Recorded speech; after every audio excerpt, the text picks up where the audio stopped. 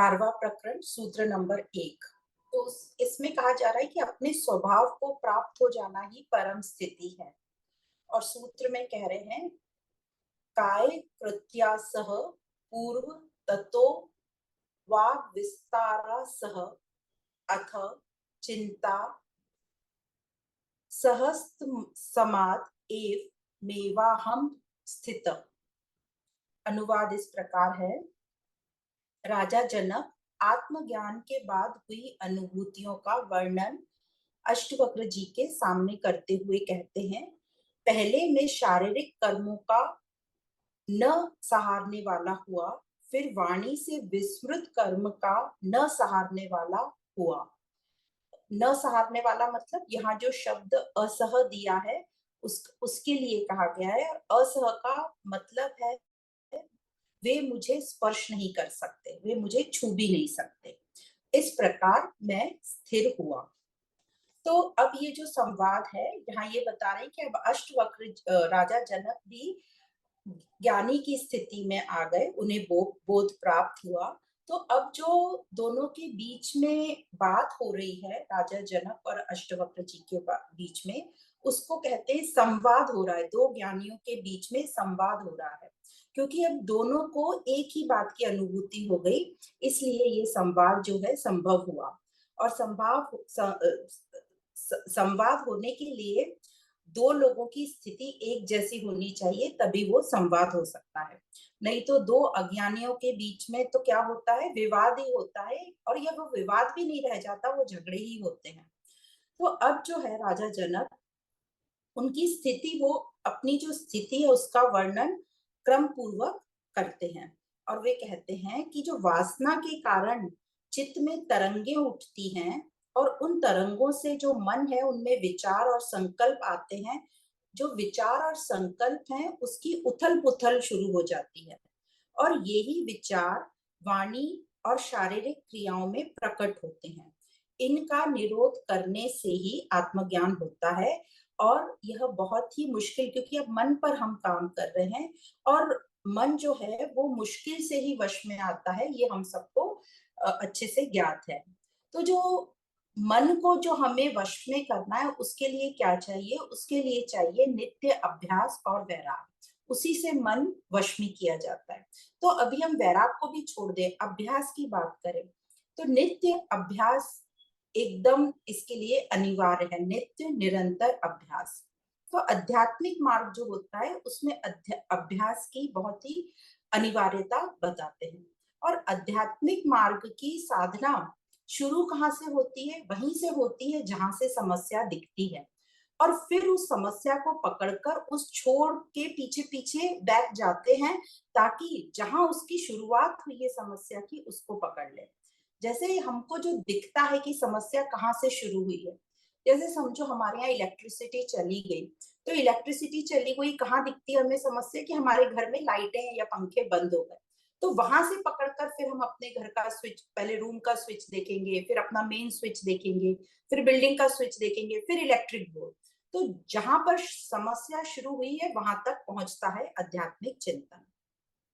तो जो भी शास्त्रों में कर्म बताए जाते हैं उपासना के नाम पर, जिनसे पुण्य के लिए पुण्य प्राप्ति होती है या सुख प्राप्ति के लिए बताए जाते हैं, वे सब जो हैं यहाँ पर बता दिए वेदांत दर्शन में कि ये सब भोग कहलाते हैं। क्योंकि वह कर्म का फल समाप्त होते ही उनसे जो सुख प्राप्त होना भी बंद हो जाता है। तो कर्म से उपासना भी कर्म ही है, इससे मोक्ष नहीं मिलेगा या मुक्ति नहीं मिलेगी, ऐसा हमें आध्यात्मिक चिंतन बता रहा है। और इसी बात को राजा जनक इस प्रकरण में कहने जा रहे हैं और स्वीकार कर रहे हैं इस बात को कि कर्म से हमें मुक्ति नहीं मिलेगी। तो अब क्या कह रहे हैं वो हम समझते हैं।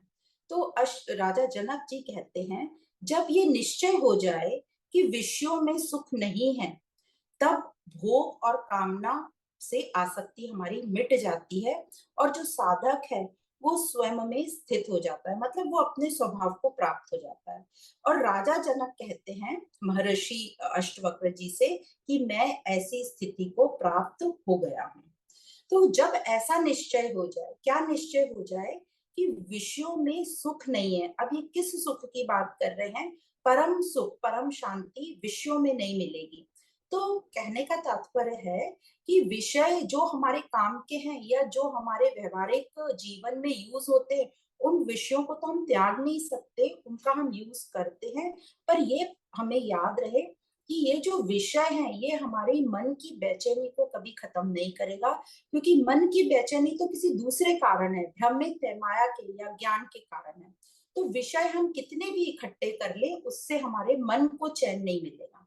जो हमारी आवश्यकता है वो पूरी होगी, पर मन को चैन या शांति हमें नहीं मिलेगी।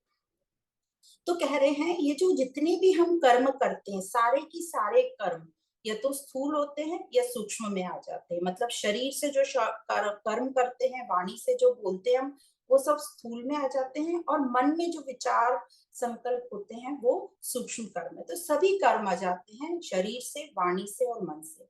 तो इस प्रकार इस प्रकरण में इस बात को स्पष्टता से कहा है कि जो मानसिक क्रियाएं हैं वे भी आत्म तत्व की उपलब्धि नहीं करा पाती। तो आगे वो यही कहने चाह रहे हैं कि जो हमने इतनी सारी आडंबर इकट्ठे कर लिए हैं कि हम ध्यान लगाकर बैठे हैं ताकि हमें आत्मा का साक्षात्कार हो जाए, ये कभी हो नहीं सकता। तो अष्टवक्र जी का उपदेश सुनने के बाद अब राजा जनक अपनी स्थिति का जो वर्णन करते हैं कि मैं स्थित हो गया हूँ, और ऐसा होने का, मैं आत्मा में स्थित हो गया हूँ, या मुझे बोध प्राप्त हो गया है। और ऐसा होने का कारण भी अभी इस श्लोक में उन्होंने ठीक ठीक प्रकार से बता दिया कर्मों के ऊपर। तो वे कहते हैं कि आत्मज्ञान से ये तीनों कर्मों से मैं अस्पर्शित हुआ, और तभी इस स्थिति को मैं प्राप्त हो पाया हूँ। कौन से तीन कर्म? शारीरिक कर्म, वाणी से जो हम कर्म करते हैं, अथवा मानसिक। तो पहले वो कहते हैं कि सबसे पहले शरीर इंद्रियों से जो भी कर्म किए जाते हैं उनसे क्या होता है, तो वो समझा रहे हमको, ये जो जिन्होंने व्याख्यान की वो हमें ये समझा रहे हैं कि कैसे ये कर्मों से हम जुड़ जाते हैं, आसक्त हो जाते हैं, और वही साइकिल में घूमते रहते हैं। उससे हमें विक्षेप उत्पन्न होते हैं, फिर मल दोष राग द्वेष आ जाता है। तो उसकी पूरी हमें विधि बताई है। तो कह रहे हैं पहले शरीर इंद्रियों से जो भी कर्म किए जाते हैं उनके साथ हमारी फल की आकांक्षा, फल की इच्छा जुड़ जाती है। आशा, निराशा, लाभ, हानि, सुख, दुख, ऐसी अनेक अपेक्षाएं हमारी उससे जुड़ जाती हैं, और जिनसे हमारा मन जो है विक्षेपित होता रहता है। हमने देखा है ना, कोई भी कर्म इससे होगा कि नहीं, ये होगा कि नहीं, ये ठीक होगा कि नहीं, गलत हो गया तो कैसे। तो हमारे मन में विक्षेप उत्पन्न होने लगते हैं, और इनसे हटने के लिए अब मन को हमें स्थिर करना है। अब शरीर से जो कर्म कर रहे हैं उससे हमें बहुत एंजाइटी हो रही है, पैनिक अटैक हो रहा है, ये डिप्रेशन हो रहा है। तो हमें क्या बताया जाता है? चैंटिंग करो, जप करो, तप करो, या कुछ जिद पकड़ लो, हठ योग करो। तो ये सब बताते हैं इनसे हटने के लिए, जो हम शारीरिक कर्म कर रहे हैं। तो ये जो शारीरिक कर्म करते हैं उससे हटने के लिए जो हम करते हैं वो और नए विक्षेप ले आता है, नए विक्षेप शुरू हो जाते हैं। तो शारीरिक कर्म हमारे रुक भी गए तो भी क्या होता है, बाहर से जबरदस्ती हमने शारीरिक कर्म रोक भी दिए तो हमारा कुछ बोलना शुरू हो जाता है, जैसे भजन कीर्तन, जैसे बोलते हैं ना, बहुत चिंता हो रही, चलो कोई गाना गाने लगो, चलो भजन करने लगो, चलो कोई पाठ करो, चलो हनुमान चालीसा पढ़ने लगो। तो बोलना शुरू हो जाता है। तो शारीरिक कर्म रुका, ठीक है, स्थूल कर्म रुका, तो ये वाणी का कर्म शुरू हो गया, भजन कीर्तन पाठ आदि जो भी। अब इनको रोकने के लिए मन में अनेक विचार आदि चलते रहते हैं। तो ये जो तीनों कर्म है, जब तक ये तीनों शांत नहीं हो जाते, शरीर से, वाणी से और मन से, जब तक ये तीनों शांत नहीं हो जाते तब तक हमें मन की वो शांति प्राप्त नहीं होती, तब तक हमें बोध प्राप्त नहीं होता। और अब इन तीनों को शांत करने का एक ही उपाय बताया जा रहा है। वो क्या है? कि इनकी तरफ ध्यान मत दो, इनकी उपेक्षा रखना, मतलब असह हो जाना, मतलब इनसे अस्पर्शित हो जाना। क्योंकि हमें ये तो समझ गया कि कर्म से हम कर्म को रोकते हैं, एक कर्म से दूसरे कर्म को हम रोकने जाते हैं, तो उससे क्या होते हैं, और नए नए कर्म, नई नई आशाएं और राग द्वेष से हम बंध जाते हैं या उत्पन्न हो जाते हैं। जैसे हम सुनते हैं ना कि पहले तो हम क्या किया करते थे, पहले तो हम बहुत पार्टियों में जाया करते थे, किटी पार्टियों में जाया करते, तो हमें पता चला कि वो हमारा टाइम वेस्ट हो रहा है। तो हमने क्या किया, अब हमने जो है मंदिर जाना शुरू कर दिया। तो अब हम मंदिर जाने लगे, पर हमारी इच्छा वासना और आत्मज्ञान जो अभाव है आत्मज्ञान का वो खत्म नहीं हुआ, वो वैसा की वैसा है, हमारी इच्छा वासना। तो जो पहले हमने एंटरटेनमेंट प्रोग्राम में जाते थे, किटी पार्टी में जो करते थे बातें, अब वो हमने मंदिर में सहेलियां बना ली और उनके साथ करने लगे। फिर हमें समझ में आया कि यहाँ भी हम बहुत बातचीत कर रहे हैं और इधर उधर की बातें कर रहे हैं, पर लोगों को हम बाहर से ऐसा दिखा रहे हैं कि अब हम जो है चेंज हो गए। पहले पार्टियों में जाते थे, अब देखो हम सात्विक हो गए, अब हमने मंदिर की ओर जाना शुरू कर दिया। तो बाहर से हमने कर्म बदले, पर अंदर जो हमारी अवस्था है वो की वही। अब फिर और समझो, इस अवस्था को भी हमें लग रहा है कि हम यहाँ भी बहुत पड़पंच कर रहे हैं। तो हमने क्या किया, हमने एनजीओ को ज्वाइन कर लिया, दान दक्षिणा करना शुरू कर दिया, डोनेट करना शुरू कर दिया। अब फिर से हम और सात्विक और देख रहे हैं कि देखो हम कितना लोगों को हेल्प कर रहे हैं। तो बाहर से दिखाई दे रहा है कि हम बहुत अच्छा काम कर रहे हैं, पर हमारी मानसिक स्थिति वही है। क्या है, हम अभी भी कर्ता बनकर बैठे हैं। हमारी इच्छाएं वासनाएं कि इससे मुझे पुण्य मिल जाए या मुझ में अच्छा कहलाऊं। और या फिर इसको भी बदलने के लिए हम सोचते हैं कि चलो अब हम कोई रिट्रीट चले जाते हैं, 10 दिन के कोई ऐसे कैंप में चले जाते हैं, कोई आश्रम में चले जाते हैं जो हमें डिसिप्लिन में रखेगा, हमें कुछ सिखाएगा। नो डाउट हम वहां से बहुत कुछ सीख जाते हैं, पर जब तक हम अपने मन के कर्ता तक नहीं पहुंचते, तब तक हमारा सुधार नहीं होता। तो ये सब करने से हमारी बाहर से कुछ चीजें अच्छी हो जाती हैं, हम नैतिक दिखने लगते हैं, मॉरल दिखने लगते हैं, पर हम हमारे एक्शन चेंज हो जाते हैं, हमारा बोलना चालना हो सकता है चेंज हो जाता है, बट हमारा एक्शन भले ही चेंज हो जाए, बट डूअरशिप या कर्तापन वहीं की वहीं बैठा रहता है, अज्ञानता वही की वही रहती है। इसलिए इनसे राजा जनक कहना चाह रहे हैं कि कर्मों से हमारे में शुद्धता नहीं आती या मुक्ति को हम प्राप्त नहीं हो सकते। इसलिए इनके प्रति, अब किनके प्रति, जो भी शरीर से हो रहा है, मन में जो भी चल रहा है, वाणी से जो भी बोला जा रहा है, उनके प्रति उदासीनता का भाव रखना, मतलब उनकी तरफ देखना नहीं, वो जो कर रहे हैं करने दो, उनसे विक्षेपित नहीं होना। तो क्या होना है, उनके दृष्टा हो जाओ, उनके साक्षी हो जाओ। तो शरीर मन और वाणी के कर्म अपने आप होते रहेंगे, पर हम जो है अकर्ता में रहें।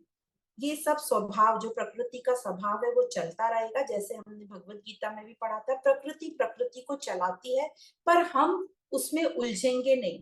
जैसे एग्जाम्पल देते हैं कि नींद में भी शरीर अपना कार्य करता है, स्वप्न में भी मन अपना चलता रहता है। तो शरीर का कार्य बंद कभी भी नहीं होता है, अपने आप चलता रहता है, ये सभी क्रियाएं प्राकृतिक हैं। तो रोकने के लिए हम इसका प्रयत्न करेंगे कि हम दम लगा के या हठ योग से इसको रोकेंगे, तो ये ज्यादा उग्र रूप धारण कर लेगा। इसलिए इन सब से अलग, अपने आप को अलग करके दृष्टा होकर, साक्षी होकर देखना है, तो इनसे मुक्त हो जाते हैं और मन शांत और स्थिर हो जाता है। तो अपने को कर्तापन से दूर कर लेना ही एक मार्ग बताया है, और दृष्टा हो जाओ, साक्षी हो जाओ, जो भी कुछ ये शरीर मन वाणी में हो रहा है। तो जो भी जगत में भाव है, इसी को कहते हैं वीतराग हो जाना। तो जो भी जगत में भाव है, जैसे ऑपोजिट्स जो भी हैं, जैसे प्रशंसा निंदा, हानि लाभ, मित्र शत्रु, त्याग ग्रहण, राग द्वेष, ये सब के सब क्या है, ये सब की सब उपद्रव हैं। ये कुछ भी इनमें से अच्छा नहीं है, सब एक जैसे हैं। हमको लगता है प्रशंसा हुई तो हम बहुत खुश हो जाते हैं, और जहां निंदा हुई तो हम मायूस हो जाते हैं, हमें लगता है किसी ने बुरा कर दिया। पर आध्यात्मिक अभ्यास में प्रशंसा करना और निंदा करना दोनों को एक ही का है, दोनों एक दूसरे के ऑपोजिट, पर दोनों एक ही लाइन में है, भले ही ऑपोजिट है पर एक ही लेवल के हैं। ऐसे ही हानि लाभ, मित्र शत्रु सब एक जैसे हैं, इनमें कोई अंतर नहीं है, और ये सब की सब उपद्रव ही कराते हैं। दोनों में एक ही रस है। क्या रस है दोनों में? आसक्ति का। हम दोनों से आसक्त हो जाते हैं। जैसे प्रशंसा करने वाले से तो सबको पता है आसक्त हो ही जाएंगे, पर जो हमारी निंदा करता है उसको भी हम लेके अपने मन में चिंतन हमारा चलता रहता है, तो उससे भी हमारी आसक्ति होती है। वो दूसरी तरह की भले ही हो, पर आसक्ति होती है। तो ग्रहण में भी आसक्ति होती है, तो त्याग में भी आसक्ति होती है। तो ग्रहण में तो भले ही हमें समझ में आ रहा है, उसी प्रकार जैसे अभी बताया, त्याग करने से भी हमारी आसक्ति, हम सबको, हमने तो इसका त्याग कर दिया, हमने तो इसका अब तो हमने ही छोड़ ही दिया, और हम जिद में अहंकार में बताते हैं, वो भी आसक्ति ही है। इसलिए जनक जी कहते हैं कि मैं इन तीनों प्रकार के कर्मों से असह हुआ।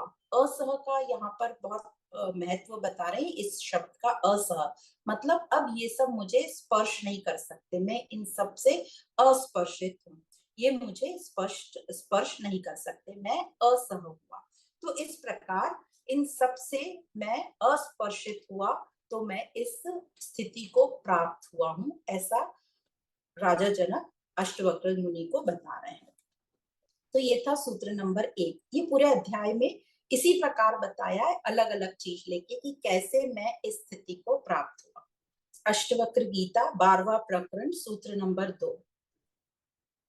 प्रीत्य भावेन शब्दादे दृश्यत्वेन चात्मनः विक्षेप विक्षेप एकाग्र हृदय एवमेवाहम अस्थितः। अनुवाद इस प्रकार है, शब्द आदि ऐन्द्रिक विषयों के प्रति राग मतलब प्रीति न करने से, और आत्मा की अदृश्यता, अदृश्य मतलब इंद्रियों से ये नहीं जाने वाला, जिसका मन मुक्त होकर एकाग्र हो गया हो, ऐसा मैं स्थित हूँ। तो यहाँ पर ये बताना चाह रहे हैं कि यह जानता हुआ कि इंद्रियों से उस आत्मा को नहीं जाना जा सकता, मैं सभी प्रकार के विक्षेपों से परे आत्म रूप में एकाग्र हृदय वाला होकर स्थित हूँ। तो यहाँ राजा जनक बोल रहे हैं, जो मन में वासनाएं हैं, ये वासनाएं शरीर द्वारा शरीर जो कैसे पूरी करता, मन कैसे पूरी करता है, जो भी हमारी वासनाएं कामनाएं वो मन में रहती हैं, और मन ये वासनाएं कामनाएं कैसे पूरी करता है, शरीर द्वारा पूरी करता है। तो ये एक्सप्लेनेशन है, हम ये समझ रहे हैं कि कैसे हम इन वासना और कामनाओं से और अपना जो वासनाएं कामनाएं पूरी करते रहते हैं, जो मन में कामनाएं वासनाएं, और इनसे हम कैसे दूर हो सकते हैं। तो कैसे ये मन जो है अपनी कामनाएं वासनाएं पूरी करता है, शरीर द्वारा। कैसे शरीर द्वारा? शरीर में 5 ज्ञान इंद्रियां हैं, 5 कर्म इंद्रियां हैं। तो जो ज्ञान इंद्रियां हैं उनके क्या विषय हैं? शब्द, स्पर्श, रूप, रस, गंध, ये उनके विषय हैं।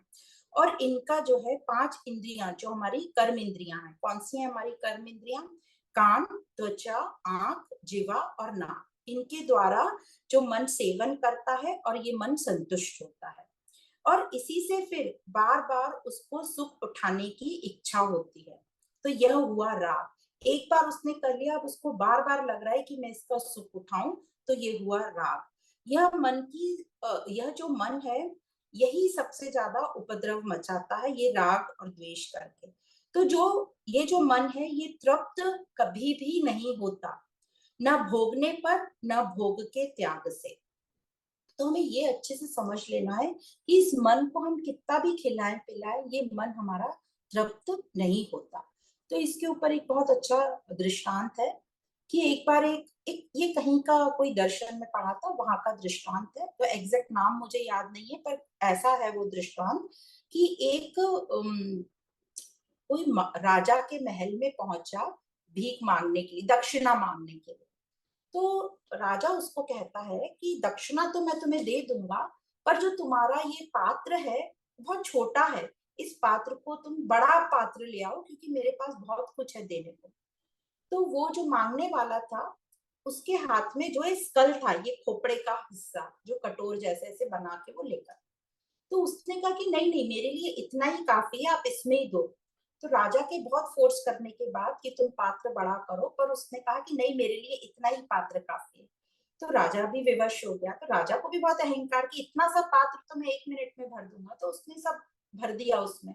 पर जैसे जैसे राजा डालता जा रहा था, वो पात्र खाली होता जा रहा था, वो पात्र भर ही नहीं रहा था। तो राजा पूरा सब कुछ दे दिया, उसने अपना राजपाट दे दिया, सब कुछ दे दिया, और थक गया राजा। तो भी वो जो पात्र है वो भर ही नहीं रहा था, वो खाली, यहाँ से राजा डाल रहा था, वो नीचे से जा रहा था, जैसे तल ही नहीं है उसमें, बेस ही नहीं है। तो जब राजा बहुत थक हार गया और उसके पास कुछ भी नहीं बचा, तो उसने उससे पूछा, जो मांगने आया था दान, कि भाई ये पात्र कब भरेगा, इस पात्र में ऐसा क्या है कि ये भर ही नहीं रहा। तो उसने कहा कि ये जो पात्र है ना, ये हमारा अहंकार है, या मन, जो भी बोलो, इसको ये भरेगा तभी, कैसे भरेगा सोच भी नहीं सकते हम, जब हम इसको तोड़ देंगे तो ये भरेगा। तो ये हमको सिर्फ समझना है, बहुत बार इस स्टोरी को सुनेंगे तो हमें समझ में आएगा कि ये हमारा मन ऐसा है कि इसको तोड़ना ही पड़ेगा तभी ये तृप्त होगा। ये हम कितना भी भोग लें या त्याग कर लें, ये तृप्त नहीं होगा, ये संतुष्ट नहीं होगा। तो इस प्रकार ये दृष्टांत यहाँ पे हमें ठीक से समझाता है कि हमारा ये जो मन है कैसा भोगी है, ये कभी भी तृप्त होता ही नहीं है। तो शरीर का भोग करना बंद भी किया तो क्या होता है, वाणी का भोग करना शुरू कर लेते हैं। वाणी का भोग बंद करने पर क्या हो जाता है, मानसिक भोग चलता रहता है। जैसे हम हट करके शरीर का भोग बंद कर दें तो हम कुछ ना कुछ अपने शब्दों में कुछ ना कुछ करते रहते हैं टाइम पास के लिए, कि टाइम कैसे पास करें। अब हमने अपने शरीर का इतना हम तप कर रहे हैं, तो हम कितने लोगों को देखते हैं जो तप करते हैं, वो टाइम पास के लिए बहुत सारी चीजें ऐसी करते हैं। फिर वाणी पे भी रोक लगा दें तो फिर मन में बहुत सारी उधेड़ बुन चलती रहती है। तो इस प्रकार इस मन में भोग चलता ही रहता है। पहले स्थूल चलता है फिर सूक्ष्म। तो कई लोग जो हैं वो स्थूल का रुक जाने को ही सोचते हैं पर्याप्त है, वो ये नहीं देखते कि मन में भी कितना कुछ चल रहा है। तो स्थूल या सूक्ष्म दोनों को खत्म करना है, दोनों भोगों को खत्म करना है, ऐसा यहाँ पे बताया जा रहा है। तो इस मन में विक्षेप जो है हमेशा चलता रहता है, क्योंकि इसमें वासना बैठी हुई है। और वासना का कारण क्या है, अब हम सब जान गए कि वासना का कारण एक ही है, अज्ञान या आत्मज्ञान का अभाव। और ये जो अज्ञान है ये क्या है, अब सब पूछते हैं अज्ञान कहाँ से आया, ये माया है, माया रूपी आवरण जो पड़ा हुआ है कि मैं तृप्त नहीं हूं, मैं तृप्त नहीं हूं। तो यहाँ इस सूत्र में यही कह रहे हैं राजऋषि जनक कि आत्मा की अदृश्यता, मतलब अदृश्यता मतलब आत्मा जो है वो ऐसे देखी नहीं जा सकती, इंद्रियों से देखी नहीं जा सकती, या इंद्रियों सब में आ गया, सुनी नहीं जा सकती, देखी नहीं जा सकती। तो ये अदृश्य आत्मा की अदृश्यता से मतलब ज्ञान के अभाव से ही हमें, थ्योरी में तो पता है कि आत्मा देखी नहीं जा सकती, पर वो ही हम ही बात करते हैं कि हमें तो आत्मा सा, हमने आंख बंद करी तो लाल लाइट दिख गई, मतलब हमें आत्मा के दर्शन हो गए। तो हम ही एक ही सेंटेंस में दो बातें कर देते हैं। तो यहाँ राजऋषि जनक कह रहे हैं कि ये जो आत्मा की अदृश्यता है, मतलब ज्ञान के अभाव से हमें ये ज्ञान ही नहीं है कि हम जो है ध्यान में आत्मा को नहीं देख सकते, क्योंकि आत्मा इंद्रियों से देखी नहीं जा सकती। ये ज्ञान हम भूल जाते हैं, या ज्ञान के अभाव से ही शरीर और मन में विक्षेप उत्पन्न होते रहते हैं। तो अब याद करो वो सर्प और रस्सी वाला एग्जाम्पल। तो ये जो आत्मा की अदृश्यता का जो अभाव है, ये अज्ञान है, वही अंधेरा है कमरे में। तो अंधेरे में क्या होता है, मतलब प्रकाश का अभाव, प्रकाश के अभाव में हम रस्सी को सांप देख लेते हैं। वैसे ही जब आत्मा हमें दिखाई नहीं देती है, और हमें पता है कि वो इंद्रियों से दिखाई नहीं देती, वो हम भूल जाते हैं, हमें लगता है दिखाई नहीं दे रही, और हम मतलब स्वयं को नहीं जान पा रहे और अपने आप को अतृप्त अतृप्त बोलते रहते हैं। तो यह अज्ञान में सत्य नहीं पता हमको, उसकी जगह क्या होता है, हमें सत्य नहीं पता, अब वहां पे रस्सी तो नहीं दिख रही, तो रस्सी की जगह क्या दिख रहा है, सांप, क्योंकि अंधेरा है। तो यहाँ पर भी अज्ञानता मतलब ज्ञान का प्रकाश न होने के कारण हमें सत्य नहीं दिखाई देता, और उसकी जगह हम हजार वस्तुओं को अपने अंदर मन में लाकर बसा लेते हैं कि शायद इससे तृप्त मिल जाए, शायद इससे मुझे शांति मिल जाए, शायद इससे मुझे चैन मिल जाए, शायद यही है जो मुझे पूर्ण कर दे। इस प्रकार हम हजारों विषयों को, व्यक्तियों को अपने अंदर जगह दे देते हैं। तो सत्य नहीं पता, उसकी जगह हम हजार चीजों को इमेजिन कर लेते हैं और उनको अपने अंदर बिठा लेते हैं। जैसे रस्सी नहीं दिखी तो हमने सांप इमेजिन कर लिया। तो ये है विक्षेप, जिसको कहते हैं रजोगुण। ठीक है, तो जो हजार चीजें हमने इकट्ठी कर ली, और ऐसे ही हम हजार कर्म करते रहते हैं जिससे मुझे शांति या चैन मिल जाए, और जैसे जैसे हम कर्म करते रहते हैं या चीजें इकट्ठी करते रहते हैं, सबके साथ हमारा राग और द्वेष चलता रहता है। तो राग और द्वेष आ जाना मतलब ये क्या है, मल दोष मतलब तमोगुण का आ जाना। तो जब मन में विक्षेप होता है तो उसको दूर करने के लिए अब क्या बताते हैं, हमें सब साधन बताते हैं कि जप करो, तप करो, यज्ञ करो, ध्यान लगाओ, अनेक कर्म कांड करते हैं, और कहते हैं कि इससे हमारा विक्षेप दूर हो जाएगा, जो लोग ये हमें सलाह देते हैं। पर उनको करने से और विक्षेप बढ़ता है और राग द्वेष हो जाता है, जिससे हमारा मन में मल दोष बढ़ता जाता है, तमोगुण बढ़ता जाता है, फिर और विक्षेप पैदा हो जाता है। तो इस प्रकार बताया जा रहा है कि ये सभी कर्म, शारीरिक व मानसिक कोई भी कर्म जो है, ये विक्षेप को दूर नहीं कर सकते, रजोगुण को दूर नहीं कर सकते, क्योंकि जो आत्मा है वो तो अदृश्य है, वो तो इंद्रियों से देखी नहीं जा सकती। और ये मन जो है, मन भी क्या है, मन इंद्रियों का मालिक है, तो इंद्रियों से तो जानी ही नहीं जा सकती। तो ध्यान समाधि में भी हम आत्मा के दर्शन कैसे कर पाते हैं, क्योंकि हम ध्यान समाधि में क्या करते हैं, आंखें बंद करके, पर हमारा मन तो देखता रहता है ना, सब हमें सुनाई देता है सब कुछ, और अंदर की आंखों से हम अंदर देख सकते हैं। तो समाधि में भी आत्मा का दर्शन कैसे हो सकता है, ये कह रहे हैं अष्टवक्र, राजा जनक कह रहे हैं अष्टवक्र जी को। तो ये जो आत्म साक्षात्कार जो शब्द है, इसका प्रयोग करना ही गलत हो जाता है, जो कि हम करते हैं कई बार समझने के लिए, मतलब बोध हो गया है। साक्षात्कार मतलब आत्मा दिखाई सुनाई नहीं देगी, न ही स्पर्शित होगी। तो जब आत्मा अदृश्य है, तो उसमें जब ध्यानस्थ हो जाते हैं हम, तो यह ध्यानस्थ होने का अभ्यास और प्रयत्न जब हम करते रहते हैं, तो वो विक्षेप ही उत्पन्न करता है, हमें आत्मा के दर्शन तो हो ही नहीं सकते।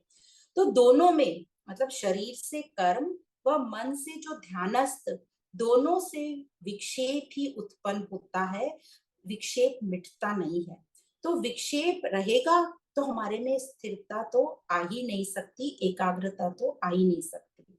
तो इस प्रकार बता रहे हैं कि आत्म अज्ञान ही सभी विक्षेप का मूल कारण है। ज्ञान के न होने से ही शरीर व मन में विक्षेप आते रहते, विक्षेप उत्पन्न होते रहते, और राग द्वेष इसी अज्ञान का परिणाम है।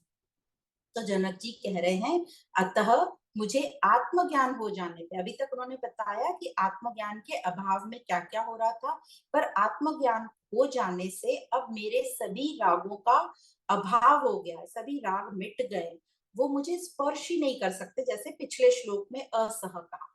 और आत्मा की अदृश्यता से जो मन में विक्षेप पैदा हुए थे, उनसे अब मेरा जो मन है वो मुक्त हो चला है, मन में एकाग्रता आ गई है। तो अब मैं केवल उस आत्मा में स्थित हूँ, मतलब शांत हूँ, परम में स्थित हूँ, शांत हूँ, मतलब अब बेचैनी नहीं है, अशांति नहीं है। अब मैं इन विक्षेपों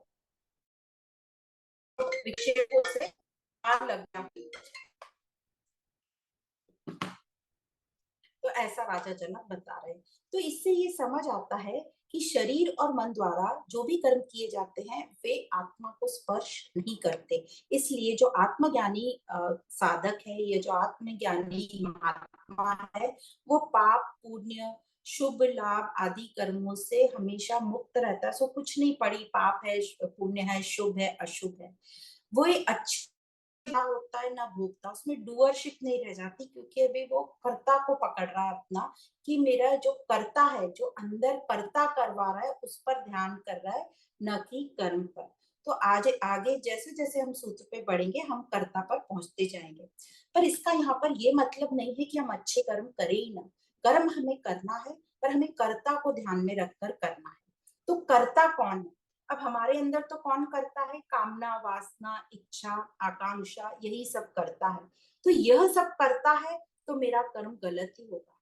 पर यदि मेरे अंदर ये ज्ञान है कि जो भी मैं कर रहा हूँ, इससे मुझे चैन शांति तो नहीं मिलेगी, जो अंदर की चैन शांति में सोच, हाँ इससे हो सकता है मेरा संसार चल जाएगा, मेरा भौतिक जो है मुझे चीजें मिल जाएंगी, पर मुझे आंतरिक स्वयं का स्वरूप इससे प्राप्त नहीं होगा। और मैं बस अपनी करुणा के लिए कर रहा हूँ, लोगों के लिए कर रहा हूँ, करुणामय होकर कर रहा हूँ, या अपना संसार चलाने के लिए कर रहा हूँ, तो वहां तक ठीक है। पर अंदर की सुख और शांति इससे प्राप्त नहीं हो सकती, ऐसा बताया जा रहा है। तो ये था सूत्र नंबर 2, अष्टवक्र गीता 12वां प्रकरण। दो सूत्र हमने कर लिए थे लास्ट क्लास में, आज हम तीसरा सूत्र करने जा रहे हैं। तो जो पहले दो सूत्र में हमने पढ़ा था, उसमें राजा जनक क्या बता रहे हैं, अपने स्वयं की स्थिति बता रहे हैं, जिस स्थिति पे वो आ चुके हैं। तो राजा जनक क्या बोल रहे हैं, राजा जनक अपनी दृष्टा, वो दृष्टा हो गए हैं। तो उन्होंने, वो अपनी जो देख रहे हैं वो बता रहे हैं कि अब मैं किसी भी कर्म से सराहने वाला नहीं रहा। सराहने वाला मतलब असह वर्ड यूज किया था। मतलब अब कोई भी स्थिति मुझे स्पर्श नहीं कर सकती। मतलब मैं अब उन सब से इतना दूर हो गया हूँ। कोई भी स्थिति में मैं फेर बदल भी नहीं करता, सिर्फ देखता हूँ और मैं अपने स्वभाव में स्थित हूँ। ये था पहला श्लोक, कि कुछ भी मुझे स्पर्श नहीं करता। दूसरे सूत्र में बताया था कि मैं राग और द्वेष दोनों से पार हो गया हूँ, वीतराग हो गया हूँ। क्योंकि अज्ञानता थी, अज्ञानता के कारण मुझे राग और द्वेष था। अब ज्ञान प्रकाश से मेरा वो अज्ञान दूर हो गया है और मैं वीतराग में स्थित हो गया हूँ। तो ये दूसरा सूत्र था। अब हम तीसरा सूत्र पढ़ने जा रहे हैं। तो अष्टवक्र गीता तीसरा सूत्र इस प्रकार है।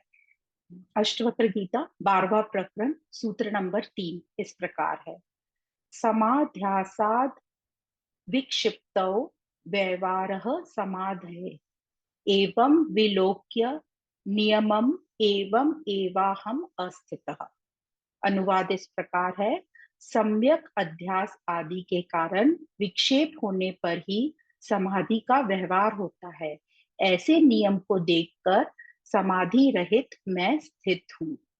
तो यहाँ पर हम समझेंगे कुछ मीनिंग्स, कि अध्यास का मीनिंग क्या होता है। अध्यास का मीनिंग होता है, शास्त्रों में जो अध्यास का मीनिंग दिया है वो ऐसा है कि जो जैसा नहीं है उसमें वैसी बुद्धि करना अध्यास है ना। अध्यारोपित करना, जैसे रस्सी और सांप वाले एग्जाम्पल से हम चल सकते हैं कि रस्सी पड़ी है, अंधकार है मतलब अज्ञानता है, तो मैं रस्सी की जगह, मैं रस्सी मुझे नहीं दिख रही पर रस्सी की जगह मैं कुछ और देखने की कोशिश कर रहा हूँ। तो जो जैसा है, जैसा नहीं है, वहां मैं मेरी बुद्धि लगा रहा हूँ, उसको अध्यास कहते हैं। और अज्ञान के कारण ही ये विक्षेप पैदा होता है। आत्मा के अज्ञान के कारण विक्षेप पैदा होता है। और कोई भी अज्ञान हो तो विक्षेप होता ही है। तो अज्ञान के अंधेरे में जो है वह नहीं दिखता और कुछ और होने का भ्रम होता है। कैसे?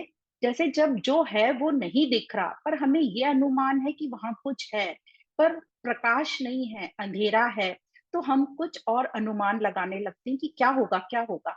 हमारा जो मन है वो बहुत व्याकुल हो उठता है। यहाँ मन का रजोगुण बताते हैं। तो मन का रजोगुण एक्टिवेट हो जाता है और वो सोचता है क्या है, और वो अनुमान लगाता है। इसको कहते हैं विक्षेप, मन का विक्षेप। और जो हम उस पर लगा देते हैं कि ये सांप है, रस्सी हमें नहीं दिख रही है, हमने उसको सांप से रिलेट कर लिया, तो इसको कहते हैं अध्यास। तो ये जो सारी अज्ञानता जो हो रही है उसके कारण ये अध्यास हो रहा है। ये सारे विक्षेप अज्ञानता के कारण हो रहे हैं, अज्ञानवश हो रहे हैं। भरम मात्र है ये, अध्यास मात्र है ये, अंधकार के कारण मतलब अज्ञानता के कारण। और इसको मिटाने का एक ही तरीका बताया जा रहा है और वो है आत्मज्ञान।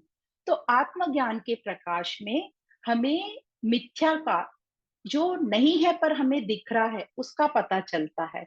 मतलब अपनी मूर्खता का, अपनी मूर्खता का पता चलता है। अपनी जो भ्रम है, भ्रांतियां हैं, उनका पता चलता है। यह हम यूं कह ले कि आत्मज्ञान से हम विवेकशील होते हैं और हमारा जो भ्रम है वो टूटता है और हम सत्य को प्राप्त होते हैं। तो इस प्रकार आत्मज्ञान का हमें इंपॉर्टेंस या महत्व बताया कि आत्मज्ञान से ही हमारे विक्षेप दूर होंगे, मतलब हमारी अज्ञानता दूर होगी। अब इस अज्ञान को दूर करने के लिए या आत्मज्ञान को प्राप्त करने के लिए समाधि का व्यवहार बताते हैं। साधारण हम जन सभा में देख लेते हैं कि हमें बोलते हैं कि ध्यान करो, समाधि लगाओ, समाधि का व्यवहार करते हैं। जैसे अष्टांग योग में बताते हैं ना, ध्यान धारणा समाधि। तो जो अष्टांग योग में 8 क्या है उनके, यम नियम आसन प्राणायाम प्रत्याहार ध्यान धारणा और समाधि। पर यहाँ पर ये कहने जा रहे हैं राजा जनक कि समाधि वालों में भी विक्षेप देखा गया है, वहां भी मन इधर उधर भागता है। तो ये राजा जनक बोलना चाह रहे हैं। और यहाँ राजा जनक ये भी बता रहे हैं कि जिनको आत्मज्ञान हो गया है वे इन सबको साक्षी भाव से देखता है। ये राजा जनक साक्षी भाव से देख रहे हैं। तो ये राजा जनक अभी समाधि रहित की बात कर रहे हैं कि मैं अभी समाधि रहित हो गया हूँ, मतलब मैं आत्मस्थ हो गया हूँ और उन्हें अभी इन समाधि की जरूरत नहीं है। जैसे जहां हम अपने गंतव्य स्थान पर या डेस्टिनेशन पर पहुंच जाते हैं, तो हम जिससे भी जाते हैं, ट्रेन या प्लेन, उसको वहां छोड़ देते हैं, उसी में बैठे नहीं रहते। उसी प्रकार राजा जनक का तो बोल रहे हैं कि उनको आत्मज्ञान अ, सुनते ही गुरु से एकदम उनको वो स्थिति प्राप्त हो गई। इसका ये मतलब नहीं है कि उन्होंने पहले कुछ तैयारी नहीं की होगी। जब राजा जनक अष्टवक्र गुरु के पास आए, उसके पहले ही उनकी बहुत कुछ तैयारी हो चुकी थी, और यहाँ आत्मज्ञान सुनते ही उन्होंने वो स्थिति को प्राप्त कर लिया। पर जैसे जो लोग पूरी समाधि वाली प्रक्रिया से जाते हैं, ऐसा नहीं है कि विक्षेप होता है तो वो आगे नहीं बढ़ सकते, पर उसमें वो अपना और करते हैं, गूढ़ गहराई से अध्ययन और आगे बढ़ते हैं। तो यहाँ पर बता रहे हैं कि जो बाकी लोग हैं करते हैं समाधि से, उसमें भी विक्षेप आ सकता है। पर यहाँ राजा जनक कह रहे हैं कि अज्ञान के कारण ये जो विक्षेप हो रहा है, जिसमें फिर जैसे हम कर्म करते हैं वहां पर विक्षेप होता है, तो फिर गुरु लोग समाधि का व्यवहार बोलते हैं कि समाधि लगाओ या ध्यान करो। पर राजा जनक यहाँ कह रहे हैं उसमें भी विक्षेप आता है। पर मैं तो आत्म स्वरूप हूँ, इसलिए मैं समाधि रहित हो गया हूँ, और मैं समाधि रहित होकर इस नियम को देख पा रहा हूँ। साक्षात साक्षी होकर मैं देख पा रहा हूँ इस समाधि को। मुझे अब इस नियम की आवश्यकता नहीं है, अब मैं आत्म आनंद में स्थित हो गया हूँ। तो इसका सार बस इतना ही है कि आत्मज्ञान से सत्य को प्राप्त किया जा सकता है, मतलब डायरेक्ट हम जान सकते हैं। तो जो चीज उसके लिए समाधि अनिवार्य नहीं है, ये कहने का मतलब है आत्मा तो सदा उपलब्धि है, सिर्फ हमें जानना है, हमारे अंदर वो जिज्ञासा होनी चाहिए। सिर्फ जागकर आत्मज्ञान से हमारी आंखें खुलनी चाहिए, जागकर हमें देखना है, मतलब दृष्टा हमारी जो दृष्टि है वही पर्याप्त है, मतलब दृष्टा मात्र ही पर्याप्त है, कोई क्रिया की आवश्यकता नहीं है। क्योंकि समाधि जो लोग लगाते हैं उनमें भी विक्षेप देखा गया है, और मैं समाधि रहित हूँ, मैं स्थित हूँ। तो ऐसा राजा जनक अपनी स्थिति का वर्णन कर रहे हैं। अब आता है चौथा श्लोक। ये जो पूरा प्रकरण है, 12वां प्रकरण, इस पूरे प्रकरण में राजा जनक ने अपनी स्थिति बताई है और विक्षेपों की बात करी है कि अब इनकी मुझे जरूरत नहीं है, या ये भी विक्षेप डालते हैं। तो आगे चलते हैं, सूत्र नंबर 4।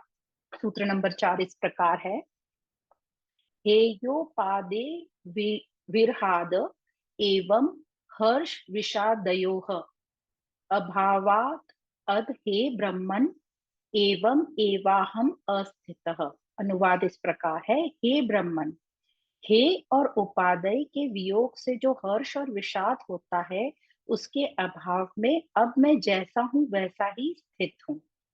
तो यहाँ पर राजा जनक कह रहे हैं, सबसे पहले शब्दों का मीनिंग समझ लेंगे। हे मतलब त्यागने लायक, जो वस्तु हमें पसंद नहीं है या जो हमारे लिए अनुपयोगी है। उपादेय का मतलब है ग्रहण करने लायक, जो हमें पसंद है या जो हमारे उपयोग की है। तो भावार्थ में जो ये कह रहे हैं, हे ब्राह्मण, किसको बोल रहे हैं ब्राह्मण? राजा जनक। राजा जनक बोल रहे हैं अष्टवक्र गुरु को, जो ब्रह्म रूप हैं, उनको संबोधित कर रहे हैं, हे ब्राह्मण, उपयोगी और अनुपयोगी से दूर, मतलब जो हे जो त्यागने लायक है और जो ग्रहण करने लायक है, उन दोनों से दूर, हर्ष और विषाद से परे, मतलब खुशी और दुख से परे, आज मैं जैसा हूं वैसी ही स्थिति को स्वीकार करते हुए स्थित हूँ। तो यहाँ पर हम समझ सकते हैं कि जो साधारण व्यक्ति होते हैं, जैसे हम सब जो हैं, ये हर्ष और उनको विषाद कब होता है, मतलब दुख, सुख और दुख कब होता है? जब उनके पास उनकी प्यारी चीज मिल जाए या उपयोगी वस्तु मिल जाए जो उनके लिए सार्थक है, तो उन्हें हर्ष होता है। और जब उपयोगी वस्तु या प्यारी वस्तु ना मिले तो उन्हें दुख होता है। वैसे ही जो वस्तु उपयोगी नहीं है, मतलब अनुपयोगी है, उसके छूटने से उन्हें सुख या हर्ष होता है, और मिलने पर दुख होता है। तो ये इस प्रकार वो बता रहे हैं कि जो ये हे और उपादेय है, मतलब अनुपयोगी और उपयोगी, या बोल लो अच्छा और बुरा, ये सब मन के विचार हैं, ये सब वासना के कारण पैदा हुए हैं। अब जब ज्ञान से वासना ही नहीं रहेगी, तो ये हे उपादेय की धारणा भी नहीं रहेगी, इसलिए हर्ष विषाद भी नहीं रहा। मतलब हर्ष विषाद का अभाव हो गया, नहीं रहा को यहाँ पर अभाव बोला गया है। तो यह सब बात राजा जनक की हो रही है। यहाँ पे हमें ये ध्यान रखना है कि यहाँ राजा जनक की बात हो रही है, जो जिनका अज्ञान अब समाप्त हो गया है, खत्म हो गया है, जिनकी वासनाएं समाप्त हो गई हैं।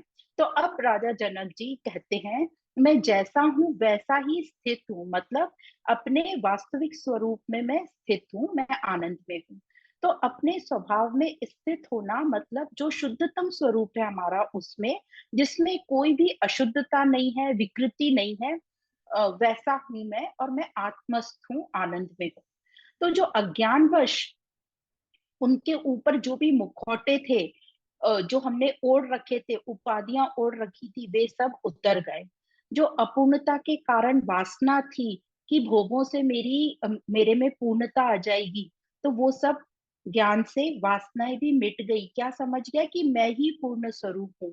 इसलिए महात्मा लोग हमसे कहते हैं, स्वयं को जानो, उठो, जागो, अपने ऊपर काम करो, अपने आप से युद्ध करो, और अपने जो भी ऊपर आवरण ओढ़ रखे हैं उनको इस ज्ञान रूपी तलवार से उनको काट दो और अपना साक्षात्कार करो। No thy self. तो नाम हम कुछ भी ले ले, सबका गोल यही है कि अपने आप को जानो। तो आत्मज्ञान से जब सार्थकता और निरर्थकता ही नहीं रही, तो उससे होने वाला जो भी हमें हर्ष और दुख था, वो भी समाप्त हो गया। हम सहज ही हो गए। ना अब किसी चीज से हमें मिलने से फर्क पड़ रहा है, ना बिछुड़ने से फर्क पड़ रहा है। जो अपनी स्थिति में हम सहज आ गए, अपने स्वभाव में आ गए। तो ये अज्ञानता के कारण ही हमारे अंदर पसंद नापसंद, अच्छा बुरा, ये सब भरा हुआ था। और उसी के कारण हमारा जो मन इतना विचलित होता था, आते थे मन में, और यही हमें अपनी स्थिति से गिरा देता था।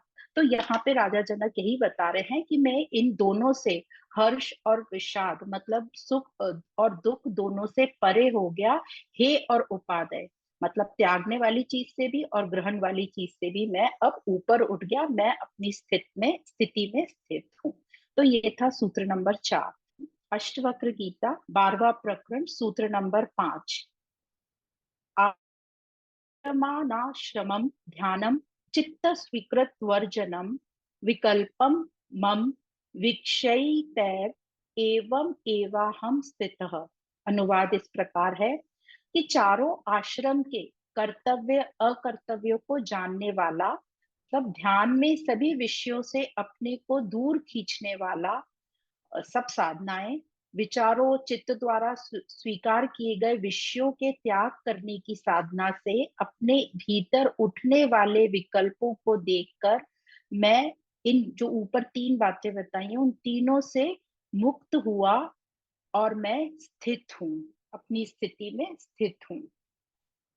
तो यहाँ पे हमें हमेशा याद रखना है कि राजा जनक की बात हो रही है यहाँ, और राजा जनक अपनी सिद्धावस्था का वर्णन कर रहे हैं। तो यहाँ पर राजा जनक की तो साधना पूरी हो चुकी है, वे आत्मिक स्थिति में आ चुके हैं, वे उनको आत्मज्ञान उपलब्ध हो गया और वो आत्मा की स्थिति में स्थित हैं। इसलिए अभी उन्हें ये सब जो साधन बता रहे हैं उनकी आवश्यकता नहीं है। ये सब साधन किसके लिए हैं? ये सब साधन है एक साधक के लिए, मतलब अज्ञानी के लिए, जो अभी अज्ञानी है। तो यहाँ पर अब अज्ञानी जो है उसको ये सब साधन की जरूरत है, पर जो मूढ़ है उसको साधन की जरूरत नहीं है। तो और न ही आत्मज्ञानी को जरूरत है। तो कई बार इन दोनों के ऊपर बात चलती है कि मूढ़ और आत्मज्ञानी एक जैसे दिखते हैं, पर दोनों में फर्क होता है। ये दोनों के लिए ये जो साधन बताए हैं, ये दोनों के लिए, मूढ़ के लिए और आत्मज्ञानी के लिए ये साधनाएं नहीं है, पर दोनों में अंतर है। क्या अंतर है?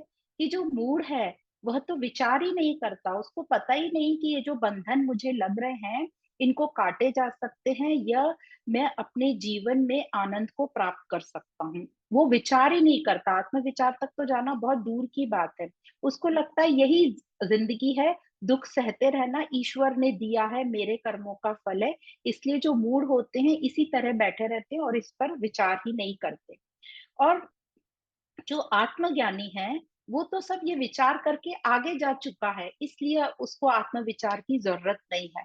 तो देखने में दोनों लगते हैं, कि जो मूढ़ है वो भी कुछ नहीं साधना कर रहा और आत्मज्ञानी है वो भी कुछ साधना नहीं कर रहा। पर जो मूढ़ है वो अभी भी बीमार है। कैसे बीमार है? उसमें मैं की बीमारी है, कर्तापन है।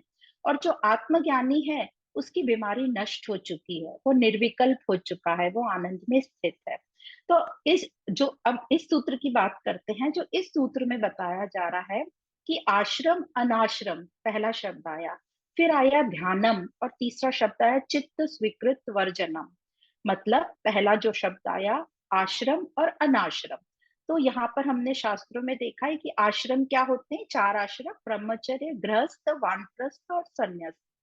और वर्ण, अनाश्रम, वर्ण बता रहे, वर्ण मतलब ब्राह्मण, क्षत्रिय, वैश्य और शूद्र। इन पर बातें कर रहे हैं कि इन सब आश्रम और वर्ण में जो कर्तव्य हैं और जो नई अकर्तव्य जो नहीं करने चाहिए, तो इनसे जो कर्तव्य अकर्तव्य जुड़े हैं, मतलब क्या करना चाहिए क्या नहीं करना चाहिए, तो इनको निभाते निभाते भी मन में संशय बना ही रहता है, विक्षेप उठते ही हैं।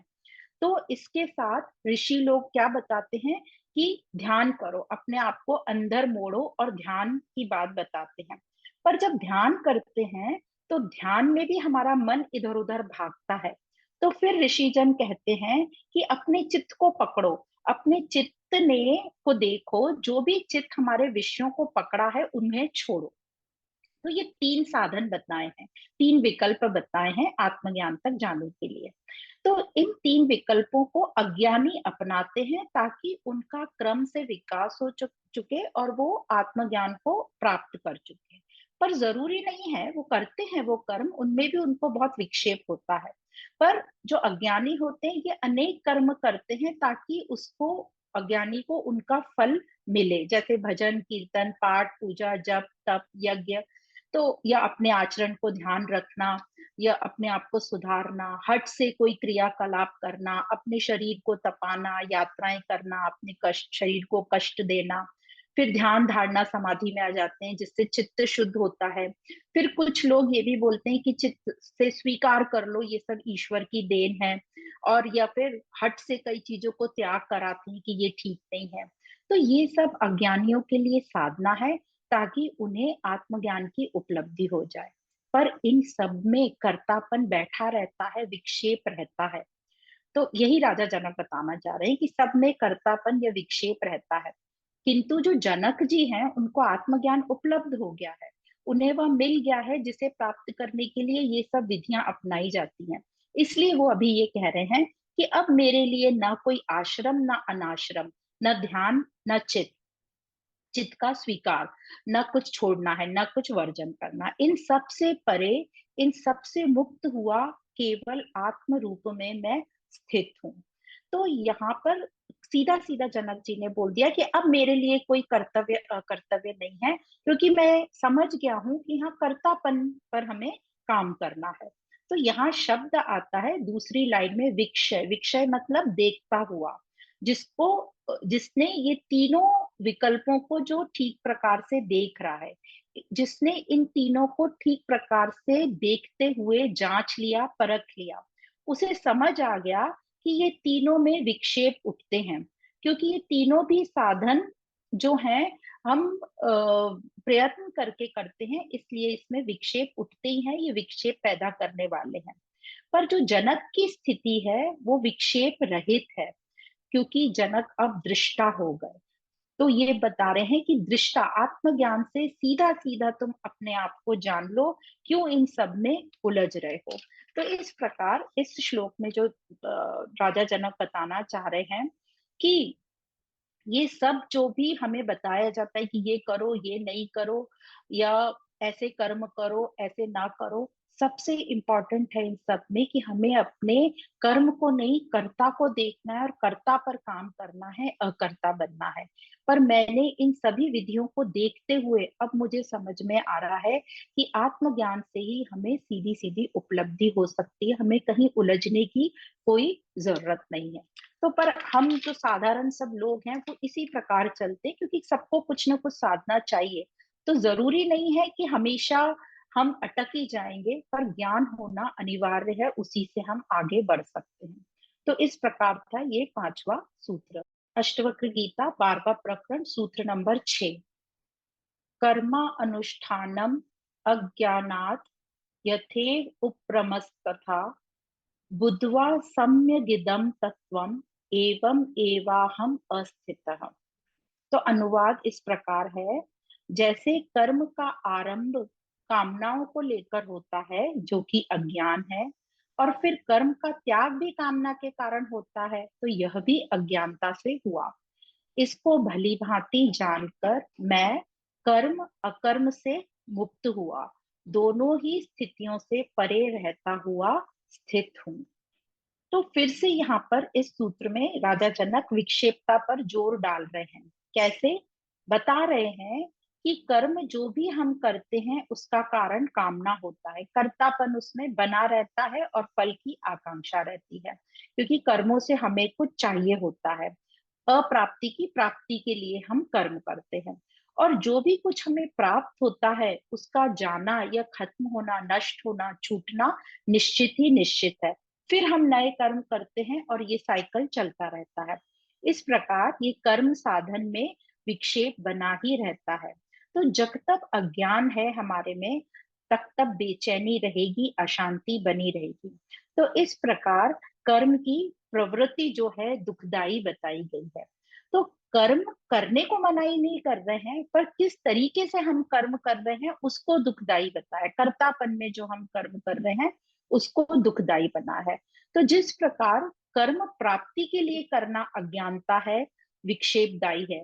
प्राप्ति के लिए करना मतलब वासना से करना, चैन पाने के लिए, मुझे कुछ मिल जाए, मुझे सुख मिल जाए, मुझे ऐश्वर्य मिल जाए, तो ये सब दुखदाई है, विक्षेपदायी है। उसी प्रकार पहले बता दिया कम कर्म करना, और फिर बता रहे कर्म का त्याग भी अज्ञानता ही है, विक्षेप ही है, क्योंकि कर्तापन दोनों में मौजूद है, मतलब अहंकार दोनों में मौजूद है, फल की आकांक्षा दोनों में मौजूद है।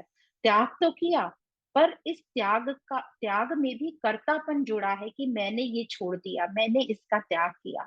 तो अनजाने में ही त्याग तो किया, पर अहंकार को हम पक्का और पक्का करते गए त्याग में। तो इस प्रकार कर्म का त्याग भी विक्षेपदायी है। तो करना भी बता दिया विक्षेपदायी, और त्याग भी बता दिया विक्षेपदायी। जब करना और त्यागना दोनों ही विक्षेपदायी बता दिए, तो फिर क्या करना? तो इसी पर बता रहे हैं राजा जनक जी ने, इस जो कर्म और अकर्म को ठीक से जान लिया, मतलब ठीक से कर्म अकर्म के तत्व को जान लिया, वे इस तत्व को ठीक प्रकार से समझ गए कि ये जो सिद्धांत है, कर्म सिद्धांत, ये बहुत ही गहरा वही सिद्धांत है, यही अध्यात्म का रहस्य है। और इसमें क्या उनको जानना है? उनको ये जानना है कि कर्मों को नहीं, हमें कर्ता को देखना है, कर्ता पर काम करना है, इस मैं अहंकार पर काम करना है। तो इस कर्मों के सिद्धांत को जब जनक जी ने ठीक प्रकार से जान लिया, तो वे अपने स्वरूप में स्थित हो गए। तो कर्म के इस रहस्य को जो जान लेता है वो आत्मा में स्थित हो गया। तो दूसरी लाइन में ही इस सूत्र में कहा है, बुद्धवा सम्यगिदम तत्वम एवं अहम अस्थितः। मतलब बुधवा शब्द यूज किया, फर्स्ट वर्ड सेकंड लाइन में जो था बुधवा, मतलब जानकर, सम्यगिदम मतलब भली भांति, ठीक प्रकार से जान लिया। तो सम्यक का यहाँ मतलब बता रहे हैं निष्पक्ष होकर जान लेना कर्म को। तो जो जैसा है उसी को उसी रूप में जानने का नाम है सम्यक। तो यहाँ पर सम्यक उसने जान लिया कि ये कर्म क्या है और कर्म का त्याग क्या, उन दोनों को ठीक प्रकार से जान लिया। तो राजा जनक ने इस कर्म अकर्म के तत्व को जब ठीक से जान गए, तब उन्होंने जान लिया कि कर्ता को देखना है। और हम बार बार क्या करते हैं, हम बार बार से अपने कर्म चेंज करते रहते हैं, हम गहराई में जाकर उस कर्म के केंद्र को देखते ही नहीं, या बोल लीजिए हम देखना चाहते ही नहीं।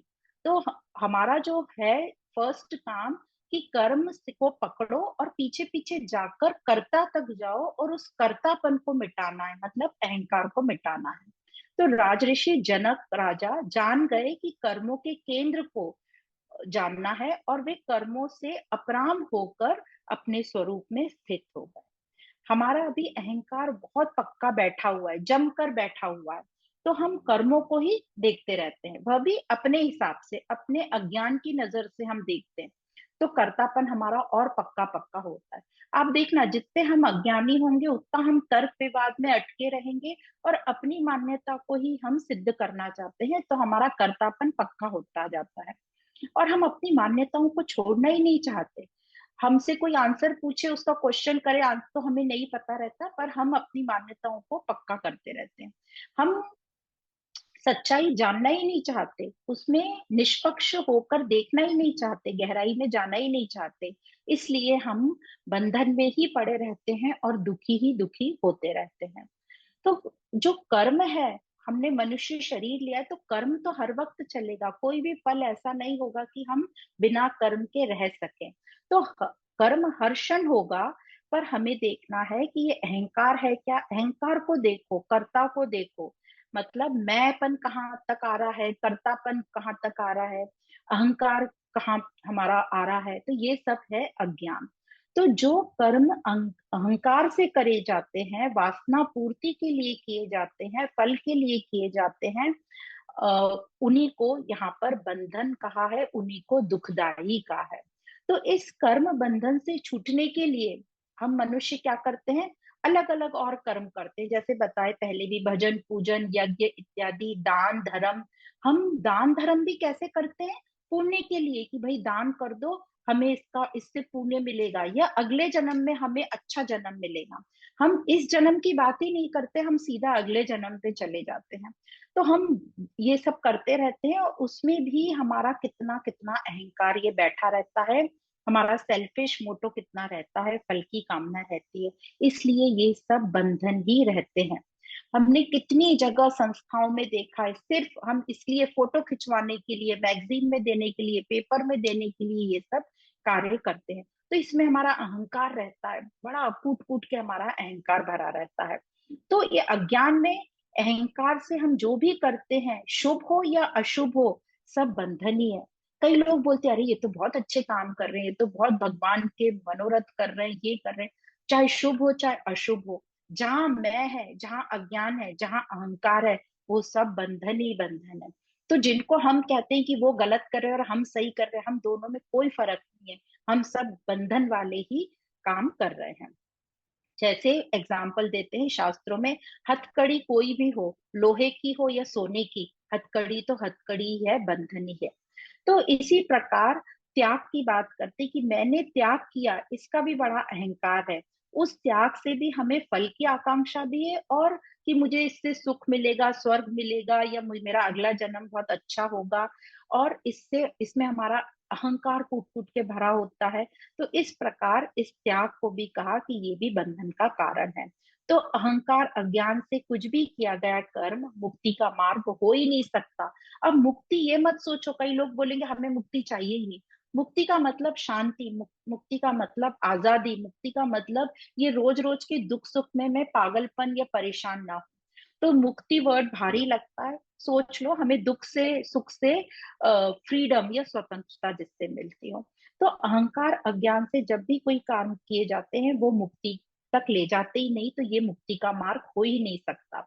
तो कर्म, क्योंकि बार बार बोल रहे हैं, हमें समझा रहे हैं अष्टवक्र जी कि कर्म का आत्मा से कोई संबंध ही नहीं है। आत्मा न तो कर्म करती है, ना आत्मा कोई करता है, उसको कोई कर्म चाहिए ही नहीं। तो अहंकार रहित कर्म से ही हम बंधन से छूटेंगे। तो अहंकार है तो विक्षेपदायी है, अहंकार रहित है तो हमारे बंधन नहीं है। तो इस प्रकार इस सूत्र में अष्टवक्र जी हमें कर्ता और कर्म के बारे में बताते, कर्म अकर्म। तो अहंकार रहित जो कर्म हो जाएंगे, वो कैसे हो जाएंगे, उनको कर्म नहीं कहेंगे, उनको क्या कहेंगे, या तो अकर्म कह सकते हैं या फिर निष्काम कर्म कह सकते हैं, अकर्ता हम हो। अष्टवक्र गीता 12वां प्रकरण सूत्र नंबर 7। अचिंतयम चिंतयमानो अपि चिंता रूपम भजत यशो त्यक्त्वा तद भावनम तस्मात् एवं एवाहम अस्थितः।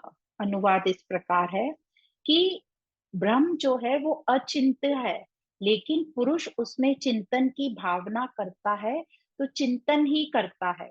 अचिंत्य का चिंतन कर वह चिंता को ही भजता है। इसलिए मैं उस अचिंत्य के चिंतन की भावना का त्याग कर त्याग के परिणाम स्वरूप भावना मुक्त अपने स्वरूप में स्थित हूँ। तो यहाँ पर, हाँ, हम फिर से शब्दों का मीनिंग समझ लेते हैं। अचिंत्य मतलब मन बुद्धि द्वारा जिसका चिंतन नहीं किया जा सकता। तो ये ब्रह्म, ऐसा ब्रह्म जिसका चिंतन नहीं किया जा सकता, तो उसका चिंतन करता हुआ भी वो चिंतन को ही भजता रहेगा, वो कहीं पहुंचेगा नहीं।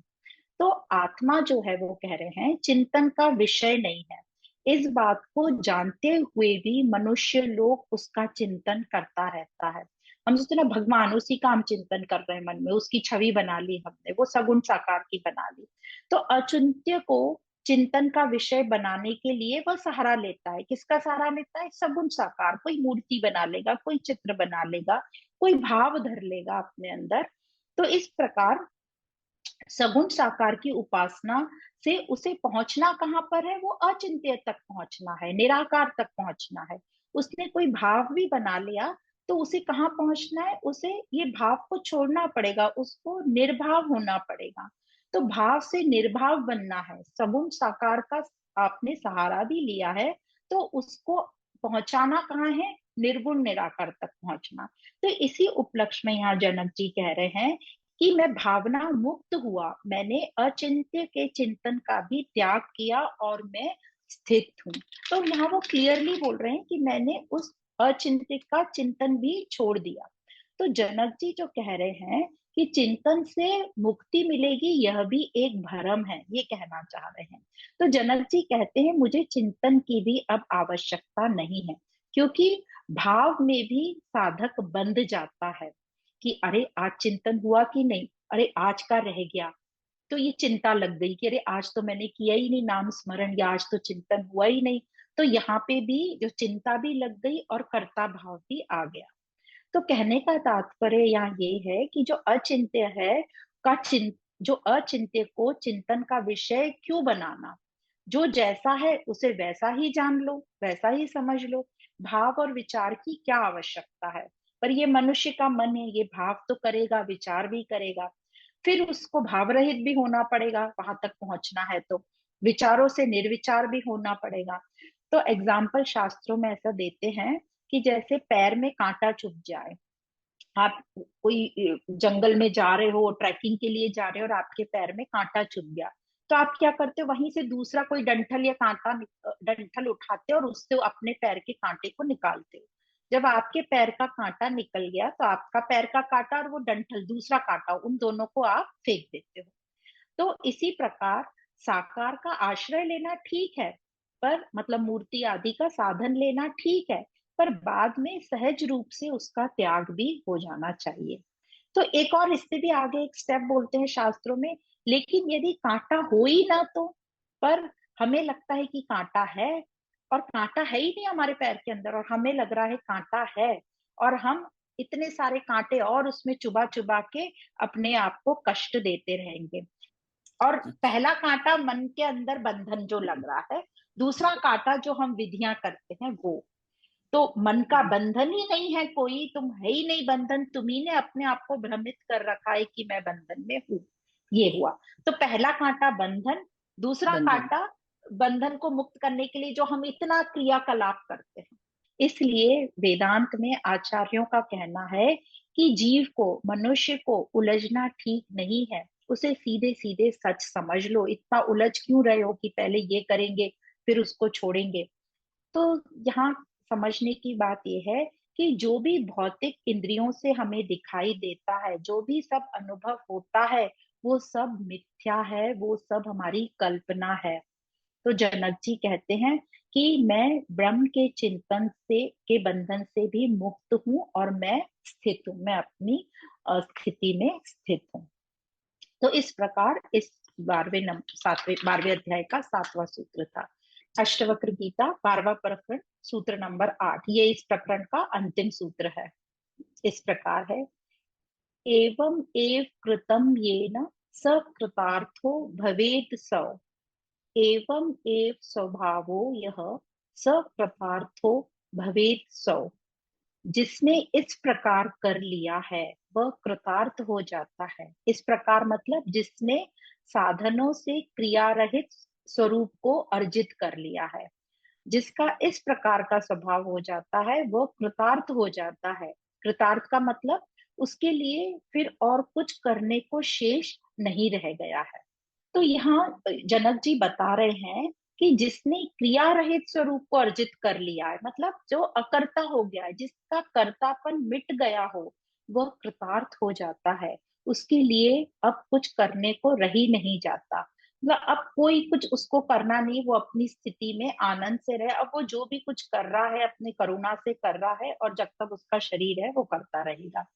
तो भले ही राजा जनक जी ने इस सूत्र में अनेक साधन द्वारा जो स्वरूप की प्राप्ति करने वाले लोगों की बात कही है, उनको भी कृत्य कृत्य माना है, लेकिन वे श्रेष्ठ उसी को मानते हैं जो सहज रूप से आत्मस्थ हो गया है। मतलब उन्होंने किसी भी साधन को नकारा नहीं है। जैसे भगवत गीता में भगवान कृष्ण ने भी अनेक साधन बताए हैं, सब योग बताए, कर्म योग, ध्यान योग, ज्ञान योग, अनेक साधन बताए हैं, पर श्रेष्ठता ज्ञान को दी है। उसी प्रकार यहाँ भी अष्टवक्र जी, राजा जनक जी बोल रहे हैं कि जो आत्मज्ञान है वह उसी से हम डायरेक्टली अपने स्वरूप में स्थित हो सकते हैं। तो जो ज्ञान है, आत्मज्ञान, वो हमें वो आंख प्रदान करता है जिससे हम जागते हैं, जिससे हम जान पाते हैं। भले ही शास्त्रों में भक्ति को माँ कहा जाता है, पुराणों में भक्ति को बोलते हैं ना, भक्ति माँ है, और बहुत सारी दृष्टांत भी है भक्ति के ऊपर। तो भले ही भक्ति को माँ कहा गया है ज्ञान की, पर ज्ञान जो है भक्ति की आंख है। ज्ञान जो है भक्ति की लाठी है। बिना ज्ञान के भक्ति आगे नहीं जाती। और यदि भक्ति को आप प्रेम मानते हैं तो बिना भक्ति के ज्ञान की शुरुआत नहीं होती। तो ज्ञान जो है कर्ता पर जोर डालता है, हमें कर्तापन पर ले जाता है, और वो दिखाता है कि यहाँ तुम्हें काम करना है। तो ज्ञान से जब कर्तापन पे काम होता है, कर्ता मिटता है, तो निष्कामता आती है, और निष्कामता ही असली भक्ति है। भक्ति मतलब क्या? निष्कामता। तो दोनों एक ही हैं, दोनों में प्रेम अनिवार्य है। भक्ति में समर्पण है, तो ज्ञान में डायरेक्ट डायरेक्ट मिटना है। दोनों अलग हो ही नहीं सकते। यदि एक प्रेम है तो दूसरा क्या है? उसकी आंख है, उसकी लाठी है। तो इस प्रकार ज्ञान की महत्व बताया और राजा जनक की स्थिति बताई, एवं एवाहम अस्थितः। तो इस प्रकार इस 12वें सूत्र में हमने 12वें प्रकरण में हमने 8 सूत्र लिए हैं।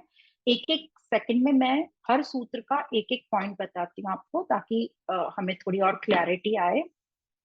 जो पहला सूत्र था 12वें प्रकरण का, उसमें जनक जी ने देखने की बात बताई, मतलब दृष्टा रूप साक्षी भाव से, कि अब मैं किसी भी कर्म के सहारने वाला नहीं हूं। मतलब कोई भी कर्म, कोई भी कंडीशन मुझे स्पर्श नहीं करती, मैं किसी में भी फेर बदल नहीं करता, सिर्फ देखता हूं। मैं अपने स्वरूप में स्थित हूँ। और दूसरे सूत्र में बताया असह को, पहले में असह था, जो मैं, मुझे कुछ भी चीज स्पर्श नहीं करती। दूसरे में राग द्वेष की बात बताई कि मैं राग और द्वेष दोनों से पार वीतराग में स्थित हूँ। अज्ञानता के कारण मुझ में राग और द्वेष था। तो हमने अज्ञानता की बहुत बात की कि कैसे राग द्वेष होता है, तो उसको हम बार बार समझेंगे और अपने ऊपर काम करेंगे। तो अज्ञानता के कारण राग द्वेष था, मैं अपने में स्थित हूँ। तीसरे सूत्र में कहते हैं, विक्षेप पर बात करते हैं, क्योंकि मैं वीतराग में स्थित हूँ इसलिए सम्यक अध्यास से ही मैं छूट गया। मतलब मैं समाधि रहित हुआ। अध्यास से जो विक्षेप होते हैं उसके कारण, वो किसके कारण थे? अज्ञानता के कारण थे। अज्ञानता के कारण मेरा मन विचलित हो उठता था और समाधि में भी विक्षेप होता था। तो विक्षेप को मिटाने का एक ही तरीका बताया, वो है आत्मज्ञान। और इस प्रकार राजा जनक कहते हैं, मैं इससे भी दूर छूट गया, अध्यास से भी, और मैं अपने स्वभाव में स्थित हूँ। चौथे सूत्र में बताया, हे और उपादेय, मतलब त्याग और ग्रहण, हर्ष और विषाद, ये अच्छा बुरा, ये सब हमें ही अपनी स्थिति से गिराता है, और ये सब अज्ञानता के कारण है, मतलब आत्मज्ञान के अभाव के कारण है।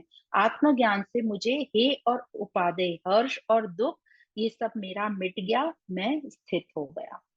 फिर पांचवें सूत्र में कहते हैं आश्रम अनाश्रम ध्यान और चित्त, तीन पर बातें करी। और राजा जनक कहते हैं इन तीनों को भी मैंने देख लिया, आत्मज्ञान से मैं इन सब से ऊपर उठ गया और अपने स्वभाव में स्थित हूं, क्योंकि ये तीनों में भी विक्षेप आते हैं। फिर छठे सूत्र में कहते हैं कर्म और अकर्म की बात, कि कर्म भी वासना से होता है और कर्म जो त्याग होता है वो भी वासना से होता है, दोनों में ही वासना रहती है जो कि अज्ञान है। और आत्मज्ञान से दोनों को जब देख लिया जाता है तो हम दोनों से मुक्त हो जाते हैं, ग्रहण और त्याग, या करना और ना करना, या त्याग से मुक्त होकर मैं अपने स्वभाव में स्थित हूँ।